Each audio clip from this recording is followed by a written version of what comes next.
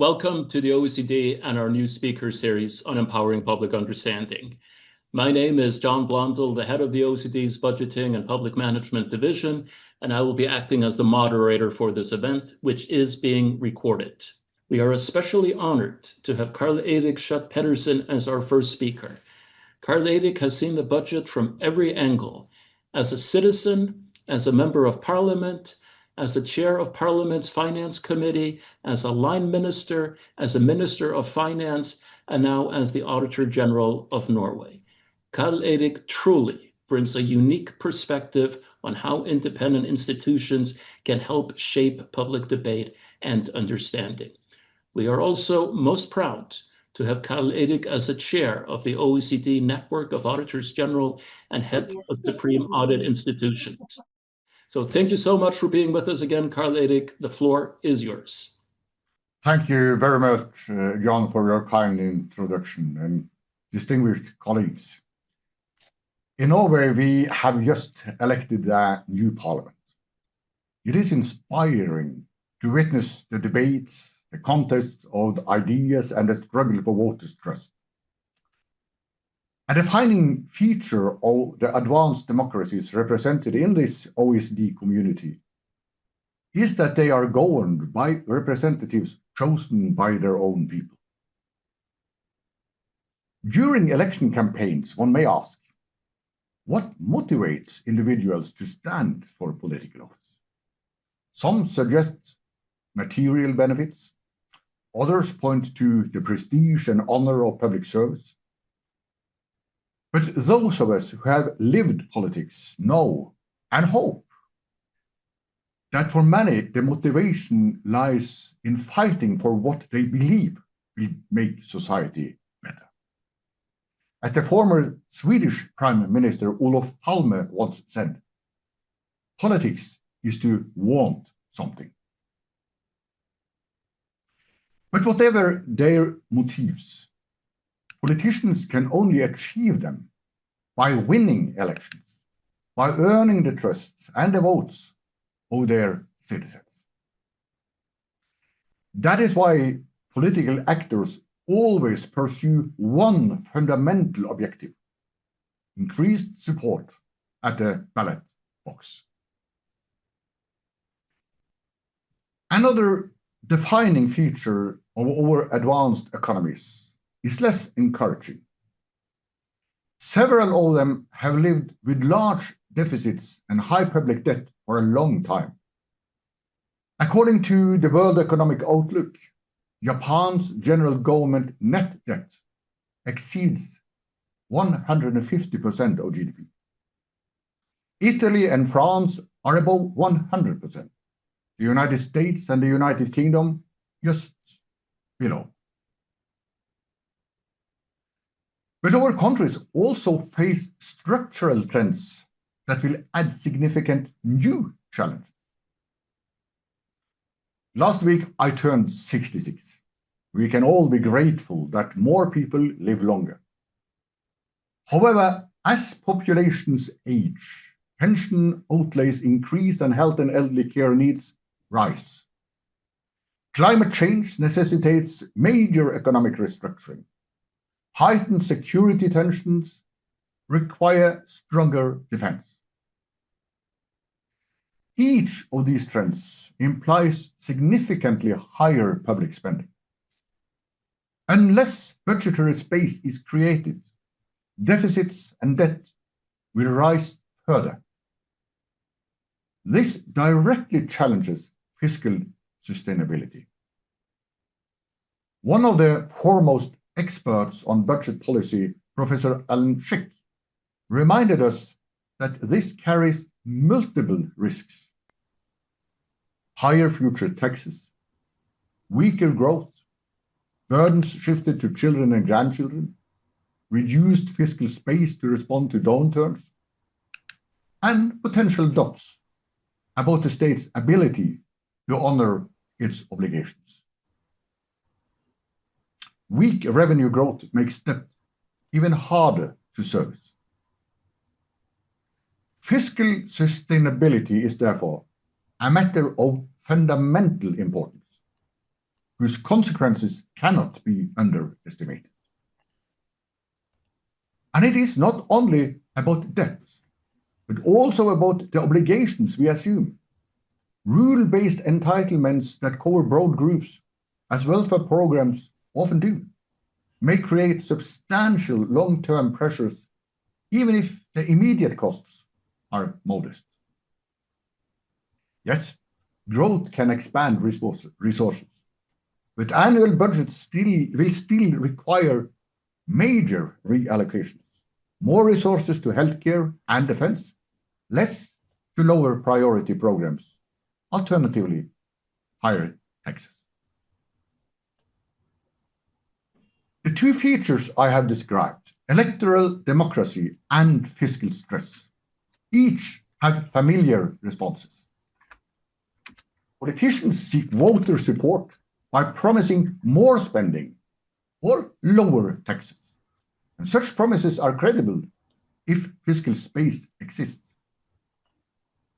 Conversely, they can strengthen sustainability through reduced spending or higher taxes. But here lies the dilemma. Genuine consolidation requires cutting popular programs or raising taxes.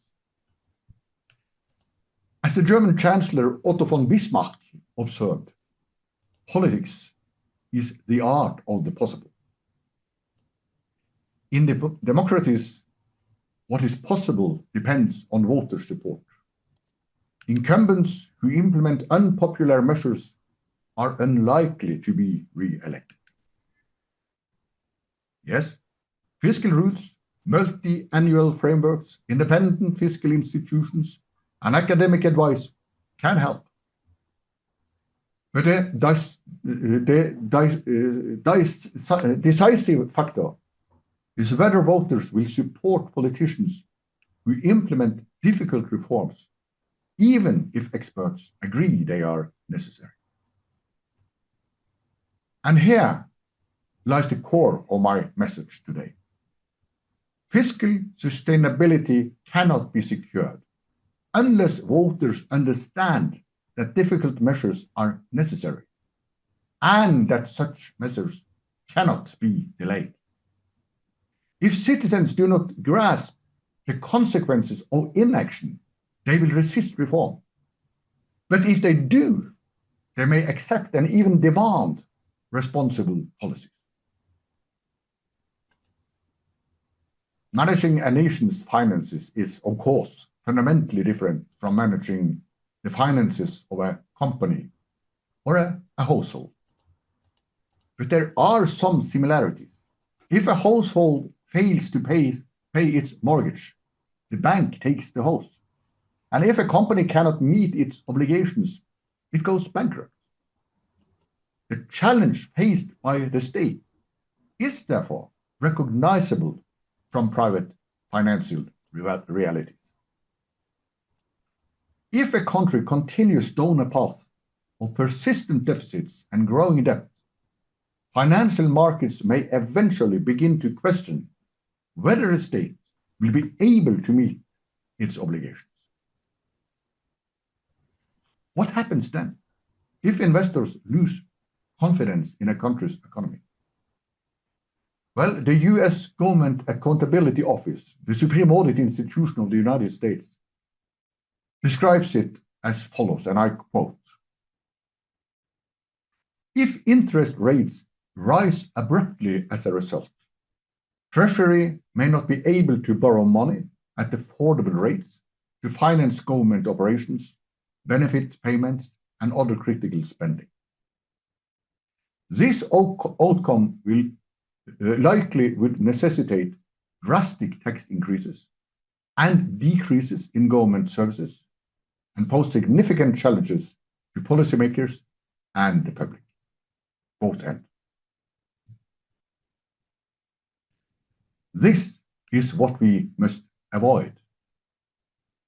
And most importantly, in this context, this is what the public must understand could happen and understand the necessity of avoiding it. That is why, distinguished colleagues, we must ask ourselves, both for our own countries and for the OECD community as a whole, how can we strengthen public understanding of the importance of fiscal sustainability?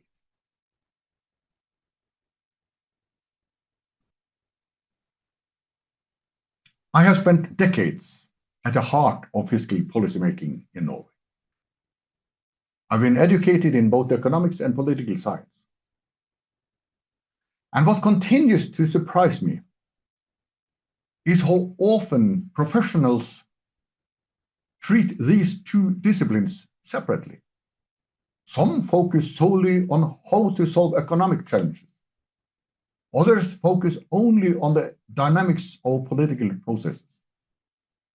But far too few have understood that economic solutions can only be implemented if we acknowledge that they must occur within the boundaries of what is politically feasible.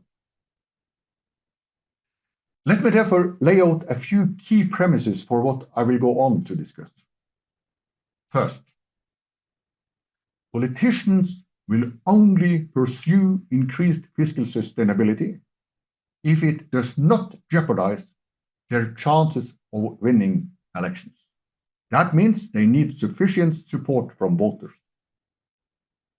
Second, the likelihood of gaining such support increases if voters understand the risks associated with a failure in fiscal sustainability and recognize the need for difficult decisions to secure long-term stability.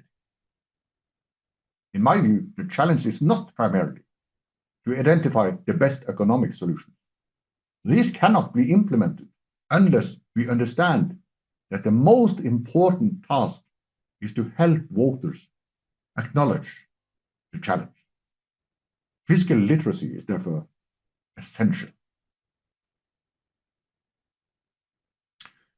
Dr. Ignaz Semmelweis taught people to wash their hands to prevent infection. Today, we must teach societies to avoid the infection of chronic deficits and unsustainable debt. And who conveys the message is in itself of considerable importance. People listen more readily to those they trust. Supreme audit institutions and independent fiscal institutions have a unique advantage. They are trusted, independent, and respected across political divides. This independence allows them to present their own assessments, not merely echo government views. OECD is right to highlight these institutions' role in strengthening public understanding of fiscal sustainability. And research suggests that both fiscal councils and supreme audit institutions are increasingly willing to engage in informing the public about fiscal challenges. Still, caution is required. Independence is our greatest strength. If these institutions are perceived as advocates for specific policy solutions, their credibility suffers. And three issues follow. Communicating fiscal risks moves audit beyond its traditional backward-looking role. Yet Intosai, the International Organization of Supreme Audit Institutions, has emphasized the value of foresight methods and recognized the legitimacy of both audit and non-audit products in this area. Nonetheless, addressing fiscal sustainability inevitably draws institutions closer to politics. Performance audit already evaluates efficiency and effectiveness of public programs. Fiscal councils likewise move close to policy when they highlight debt risks. However, the line must remain: diagnose challenges, but do not prescribe solutions. Communicating sustainability requires entering public debate on problems, not on preferred policies. Fiscal councils already play that role. And Intersi have urged size to, and I quote, contribute to the debate on improvements in the public sector without compromising their independence. Quote end. This is not easy. There will be resistance, especially from those who prefer to postpone hard choices. Institutions must therefore act with wisdom, ensuring that credibility and reputations are preserved. But isn't the mandate of both SAIS and IFIs surely to increase transparency about fiscal policy and its challenges, to inform both legislators and the public so that decisions are based on sound knowledge? Parliamentary democracy rests on accountability, the executive to the legislator and legislators to the electorate. Citizens must therefore have sufficient insight to hold representatives accountable. Understanding is the key. If citizens and legislators are unaware of long-term risks, they cannot recognize the need for measures. If they do not know the consequences of inaction, they cannot grasp the urgency. Transparency is therefore necessary, but not sufficient. As Professor Onora O'Neill has written, and I quote again, transparency by itself is very incomplete. It can achieve rather little unless the material disseminated is made accessible to and accessible by relevant audiences and actually reaches those audiences. OECD has shown that fiscal literacy is expected to be very low. Well, few will ever master advanced economics. But citizens do not need full expertise. They need to understand enough to recognize the challenge.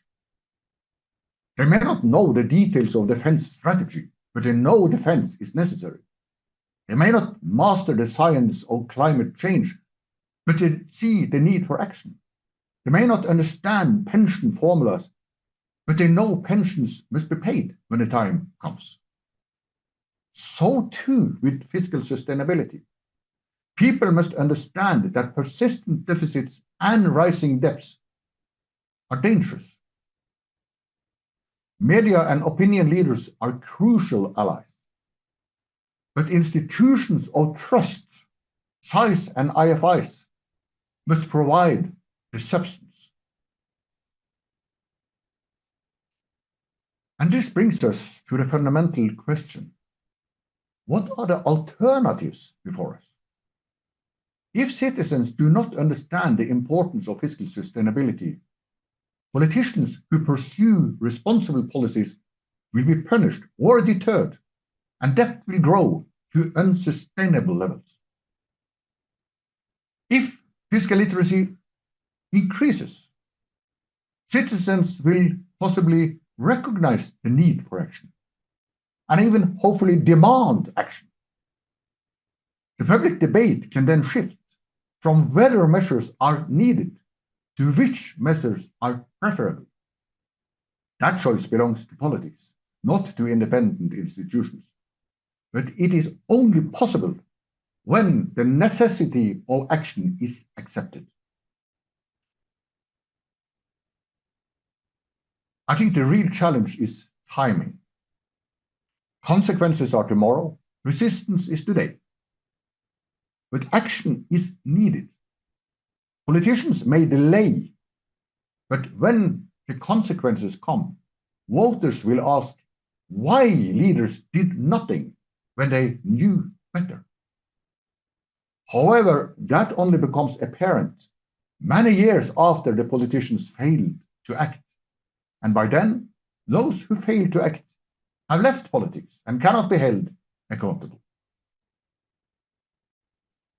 Our responsibility is to bridge this time gap to help decision makers and citizens understand the need for action before it is too late.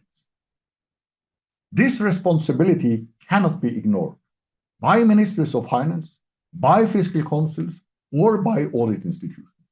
It is a shared duty.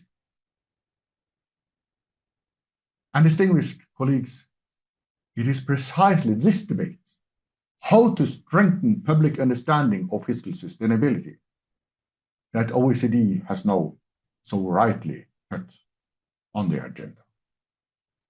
Thank you for listening.